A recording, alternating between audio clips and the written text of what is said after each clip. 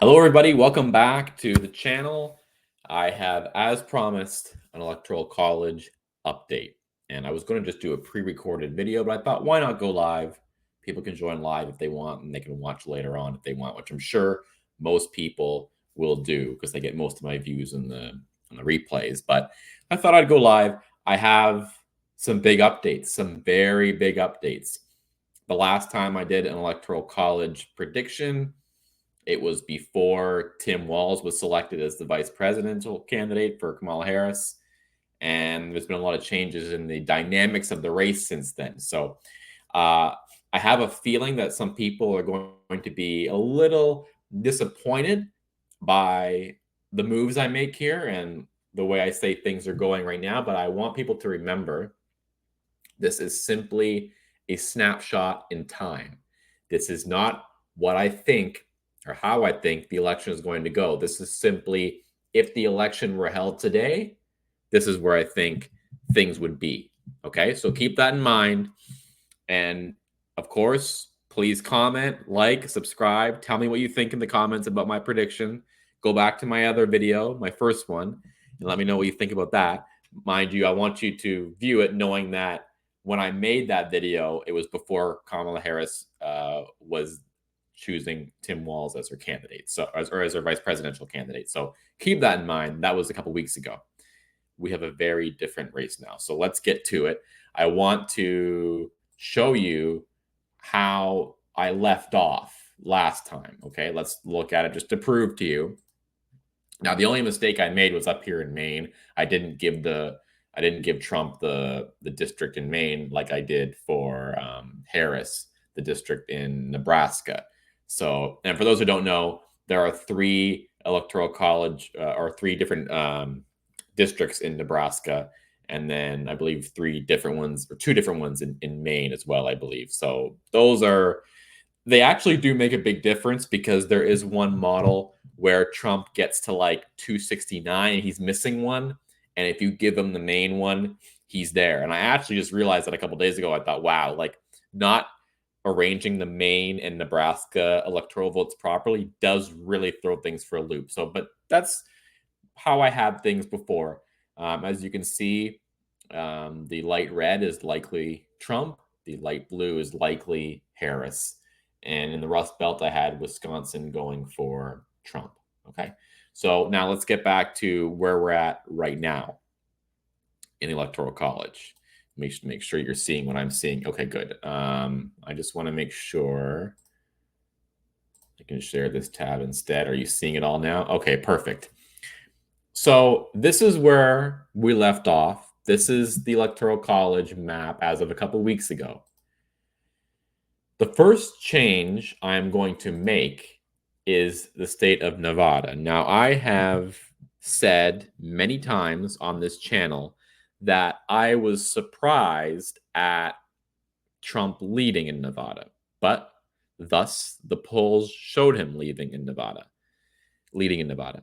I think on my next Electoral College video, I am going to get into specifics about each poll that I'm looking at. That would take a while, and I kind of want to allocate a certain amount of time for that. Right now, suffice it to say, the Nevada polls have turned around in Harris's favor, a lot of them.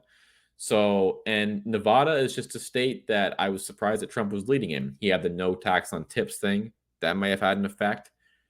Kamala has basically stole that right away from him. So who knows if that's what's gaining her momentum there. But I am going to change Nevada to light blue, mostly due to the polling data. Okay, light blue. I am keeping Arizona light red. Why? A combination. There are still polls showing Trump doing well there, not leading by a lot, and there are some showing Kamala leading, but by a very small margin. And I'm trying to decide if I want to talk about on this video my rationalization for it, or if I just want to tell you how the map looks now, and then we'll save another video for the rationalization. But since we're live, let's just do the rationalization. I can edit this out later if need be. Arizona and Pennsylvania are similar in that there are a lot of people in those two states who are moderate Republican or maybe lean Republican, but would vote for a moderate Democrat candidate. And that is exactly what happened in 2020. Biden has always been seen as this kind of middle of the road type Democrat. Now, I know, like, if you watch Fox News all the time or whatever, and nothing against Fox at all, but if you are kind of in that conservative world, you have sort of lost sight as Biden as being that person. I mean, Biden really isn't the man he used to be in anyway. But if you think back to 2008, that was the reason Biden was chosen by Obama for the ticket, because he was an kind of an elder statesman at the time. He was moderate. Go back and watch Biden's like videos from Biden's speeches and interviews from 2008, 2007, 2006. I mean, in many ways, he sounds like a Republican. So there are many people, to get back to the point, there are many people in Arizona, like John McCain type voters, who don't like Trump, would not vote for many different Democrats, including Obama, who did not win in Arizona, including Romney, who won in Arizona, who they would vote for Romney. There are many of these people who will not vote for a generic Democrat, for a Democrat who they think is too liberal, but they will vote for a Democrat who's moderate. Now, Kamala Harris is not of the moderate breed. So I just think there's a lot of people in Arizona who voted for Biden in 2020 who will not vote for Kamala Harris right now, anyway. So they may stay home. They might go to Trump. But I think Arizona is still a state that Trump can win. And if the election were held today, I do have confidence that he would win there. Okay, so we're keeping Arizona as is. The other state that I have changed already on here is Wisconsin. Now, I had Wisconsin red last time, so this is what the map looked like. Sorry, I should have kept it to begin with, but this is what the map looked like before. I have now changed Wisconsin to Kamala Harris. Main reason, polling data. Just a lot of polling data showing her leading there. Something, though, we need to be very careful about with Wisconsin. I don't know if it has something to do with the state. I have no idea what it's about. But Trump, there was one poll in 2020 that had Trump losing Wisconsin by, I believe it was 14 points. Now, he lost Wisconsin, but by one, or maybe less than 1 point, maybe two. I don't know. It was very small margin. We'll look at that later on. But there's just a lot of polling data coming out showing that Harris is winning there. And for me to put it into Trump's column would take a lot of explanation from me. There would need to be a big reason why I thought, and right now there's just nothing I can find as to why he would win there when all the polling data shows otherwise. Again, polling data isn't everything. Polling data is wrong. But on this channel, what I'm working off of is 95% polling data and like 5% gut instinct. I'm free to admit that there is something to, well, I think this state's just a little bit more Trumpy. Or, I think this state's it's just a little bit more progressive. It's a little more favorable to Harris. So there's a little bit of that. And whoever was predicting 2016 that way did very well in the betting markets if they were putting money on it. So once again, I'm not encouraging anyone. Do not take this as betting advice. This is simply what I believe the race is. Do not take this advice and get money involved, or at least don't blame me for it. Okay. So Nevada, I've switched to blue. Wisconsin, I've switched to blue. I had Michigan and Pennsylvania as blue last time. If you want to see my rationale for Pennsylvania going blue, look at my last video where I talked about my last Electoral College prediction. I talk about it there. To sum it up, look, Pennsylvania was the state that voted for John Fetterman over Dr. Oz. Okay, so, and a lot of people have said, and I just heard this said yesterday on something I was watching, that Pennsylvania is Pittsburgh and Philadelphia and Alabama in between, and that's very true. So Trump would really need a surge in turnout in those rural areas to cancel out what was going on in Philly and Pittsburgh. So polling data, a little bit of gut instinct, a little bit of track record. Pennsylvania right now, blue. Okay. That's just the reality of it. Now, Georgia is going to be a very big state, and I am going to open a few other windows in a second to kind of explain Georgia a little further. I think it needs a little bit more explanation because people are wondering how Georgia has slipped away from the GOP so quickly. Right now, I'm keeping Georgia Republican. I'm keeping it for Trump. Lots of polling data showing him doing very well there. I think Trafalgar had a poll with him leading by 2 there, if I'm not mistaken. I know Trafalgar, a lot of people say that Trafalgar is a poll that's kind of favorable to Trump. Maybe, but it's done pretty well in many elections. So we're looking at a reputable pollster in Robert Cahaley over there. I'm keeping it Republican for now. Again, that's for now. Things can change, just like all the other states. Things can change, but for now, that's where we're at. Okay. Now, this map, after Nevada and Wisconsin have shifted, now shows Harris in the lead, 276 to 262. Can this change? Yes. Will this change? Likely. We're in August. We have the Democrat convention coming up. It's expected that usually the Democrat will get a little bit of a bump, a little bit of a boost after that. So it's not out of the question that the next Electoral College map prediction will show Georgia blue and Arizona blue. And just to show you how that would change things, I mean, if Georgia and Arizona go blue, in addition to what I've already had, we basically have like the map from 2020 again. So, but right now, I do have Georgia and Arizona in Trump's column, and I've explained why. But just to show how quickly Trump could turn this around, all he really needs is one. Now, he needs a certain one or a combination of a couple. So here is his path right now and what I think he should be working towards. If I'm in the Trump campaign, I'm giving them advice. I would say to them, look, I think Arizona and Georgia are favorable. But what you need to really focus on right now is Pennsylvania. Because watch what happens when we put Pennsylvania into Trump's camp. He's president of the United States, just off that one state. Now, let's assume for a second that Pennsylvania does go blue. Okay, Harris keeps it. And Trump doesn't win there. Well, now he needs a combination. So what kind of combinations can he work with if we're assuming Arizona and Georgia are already in his column?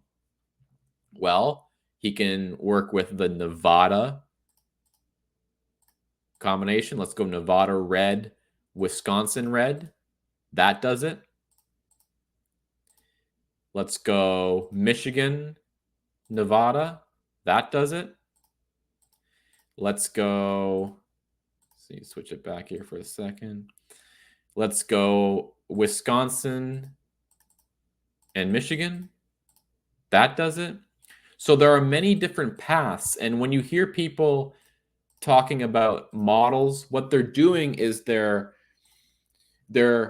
putting forth one path, 2 paths, 3 paths, 4 paths, and they're running it over and over and over again. They're running it 100 different times, and like literally 100 different times they will run the model, and that's how they get the percentage chances. So that's how they can start to say, well, we ran the model 100 times, and 52 times out of the 100 times it turned out with a Harris win.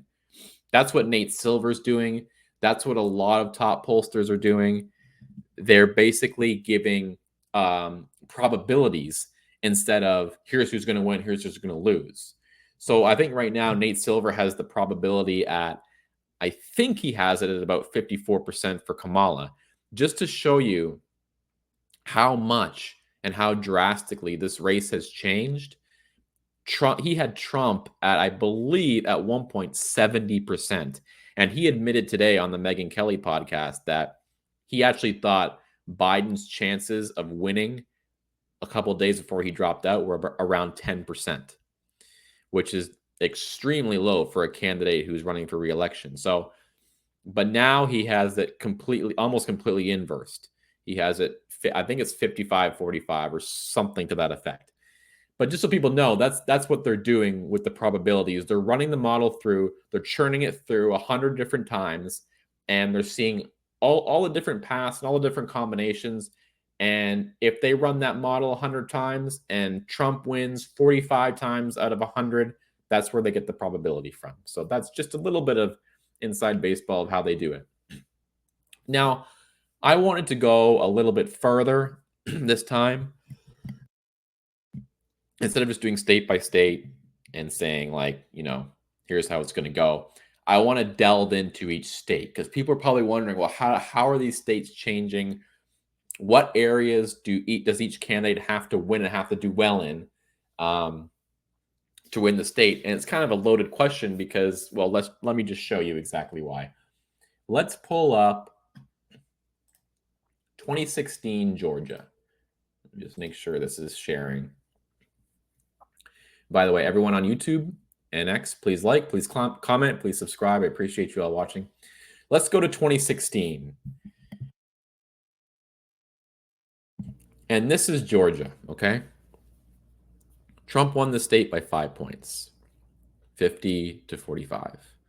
So that's a pretty sizable margin, actually, for a candidate who was kind of as revolutionary and, I don't want to say radical, but as eccentric as Trump is. For some reason, Georgia is just a state that has not been friendly to Trump. Let's put it that way. You can find lots of Republicans in the South, but if you find a Republican from Georgia, for some reason, they're always a little more sour on him in Georgia. But having said that, he won the state of Georgia. Now, how did he win the state of Georgia? Let's check it out. Let's see. Well, this is how he won. Right here. Atlanta. Okay? And not just Atlanta, but the Atlanta suburbs. So it's expected that he's going to win, or Trump's going to lose in these two. Let's see. So Hillary had 80% of the vote in DeKalb County. Trump had 16%. Okay? So we're not going to worry about there so much. What I want to focus on more is here. Places like this. Let's go to Newton County. Okay? About 20,000 votes each. Trump lost it to Hillary by 2 points. Okay? Let's check out some other ones that are kind of similar to that. Let's go over here. Douglas County, 53 to 43. Now, okay, let's remember Douglas County, 53-43, 2016. Okay, 53-43. Let's go to 2020. Look at that. That right there is why Trump lost Georgia in 2020. Now, I know people have a bunch of other theories. We will not discuss those on this video right now. But if we're looking solely at what happened, that's what happened. Okay? 53-43. That's a 10-point loss for Trump. Actually, in a place like Douglas County, losing it by 10 points, it's a pretty good turnout for Trump there. You're just outside of Atlanta. You're outside of a big metro. He did not get completely creamed. He did pretty well. 43%, 24,000 votes. That's not too bad. 43%. 4 years later, let's go back to Douglas County. He got more raw votes, but that's because the turnout was so high. But he only got 36%. Let's go back to the first one we talked about, and the first one we looked at. Newton. 49-47. If we round it up, it's 50-47. Not a bad turnout for Trump, okay? 47%. That's just outside of Atlanta. This is a little more rural. Like, this is like southeast Atlanta. So, and over New Year's, I drove right up to North Georgia, and you drive right through Atlanta there. And as you're driving through, it's rural, and you start to see more development. And I always say that the closer the houses are together, the more likely it is to be Democrat. Okay? But to go back to the point, let's see. Let's go back and see if we can get it. Newton, 49-47, Hillary Clinton. Pretty good turnout for Trump there, okay? 49-47. 47. Newton County. 4 years later, 54, 44. Okay, that's a 10-point win for Biden. That is the difference. Now, if Trump wants to continue those numbers in the metro, well, what does he have to do? Well, he has to go to all of these counties here, and he has to really milk them for all they're worth. But look at all these counties.